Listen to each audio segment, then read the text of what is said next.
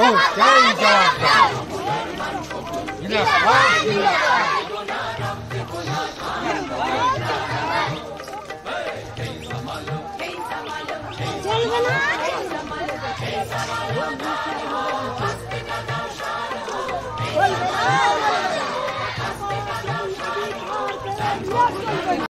যেন তেভাগারই পদধ্বনি।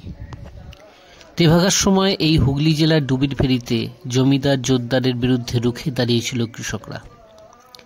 তেভাগার শিক্ষা বামফ্রন্ট সরকারকে বর্গা রেকর্ড করে গরিব মানুষের হাতে পাট্টা তুলে দিতে সাহায্য করেছে, গ্রামীণ অর্থনীতির মান উন্নয়ন করেছে। 2011-র পালাবদলের পর থেকে গরিব মানুষের জমি কেড়েছে তৃণমূল। দাঁতপুরের মূল গ্রামে পাট্টাদারদের আন্দোলন পথ দেখাচ্ছে বামপন্থার নব উত্থানের। আসুন শুনে নি কি বলছেন সেখানকার মানুষ।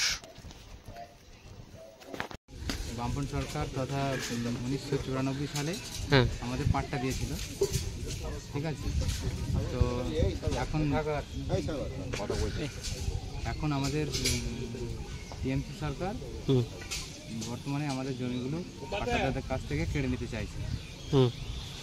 তার জন্য আমরা গ্রামবাসী মিলে রুখে দাঁড়িয়ে। আচ্ছা, কেড়ে নিতে চাইছে কেন, কি মনে হচ্ছে? এখানে কি জমি দখল করতে চাইছে একটা অংশ, মানে যা হয় অন্য জায়গায় জমি হাঙর যাদের বলে, বা জমি মাফিয়া, সেটা হচ্ছে? এরা কোন কোন দলের লোক? এখন তো বর্তমান যে রুলিং পার্টি। আচ্ছা, এর প্রতিবাদে তোমরা কি তোমাদের মামলা সম্পর্কে কিছু জানতে? তোমরা? না, আমরা মামলা সম্পর্কে কিছুই জানতাম না। আমাদের 2000 সালে একটা নোটিশ আছে, সেই নোটিশের পরিপ্রেক্ষিতে আমরা ভিডিও গেলাম।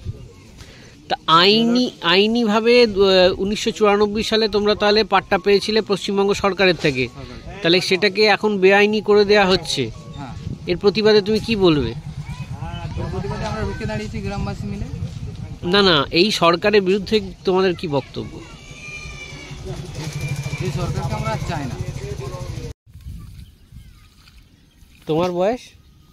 জানি না, আমি আমার জানি না। আচ্ছা, তুমি একাই খাটো না আরো কোনো অনেকে খাটে? একটা লাঠি আছে। আচ্ছা, আগাছা পরিষ্কার করছো? আচ্ছা, কত করে পাও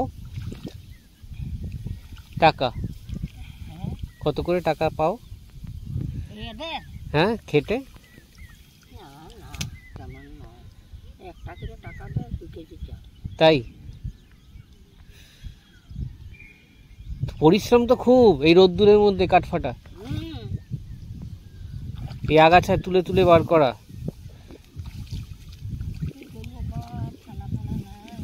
100 টাকা মতো দেয় এই সারাদিনের খাটুনিতে?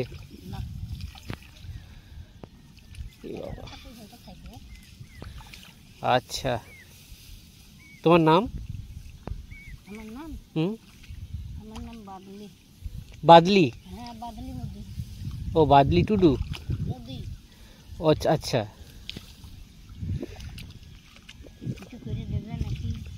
না, আমি এই খবরাখবর করি, আমার একটা করার চেষ্টা করবে, আর তোমরা মনে করবে কেড়ে নিতে চাচ্ছে, কালকের দিনে পরে দেখবে বলে ঘরটা কেড়ে নেব, তার পরিবারটাকে কেড়ে নেব। এই হচ্ছে জালিয়াতি সরকার। এই সরকারটার বিরুদ্ধে আর ওই যারা ওই সব অবস্থার মধ্যে নিয়ে যাচ্ছে তাদের বিরুদ্ধে। কারণ এই সরকার সিপিএম সরকার ছিল, তোমার পাট্টা দিয়েছে, তোমাদের নামে কাগজ আছে, কিছু কাগজ হয়তো কেউ পায়নি, সেগুলো নিশ্চয়ই সে তার বন্দোবস্ত হয়ে জাগ্রত হয়ে সেগুলো করবে।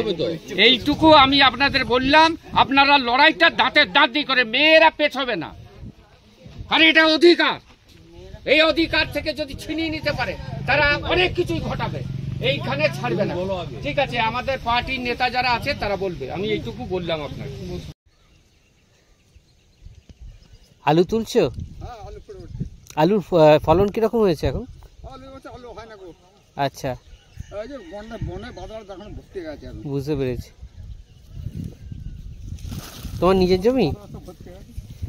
বলছি, তোমার নিজের জমি? না, ভাগে। কিরম মজুরি পাও তোমরা? 200 টাকা রোজ। আচ্ছা,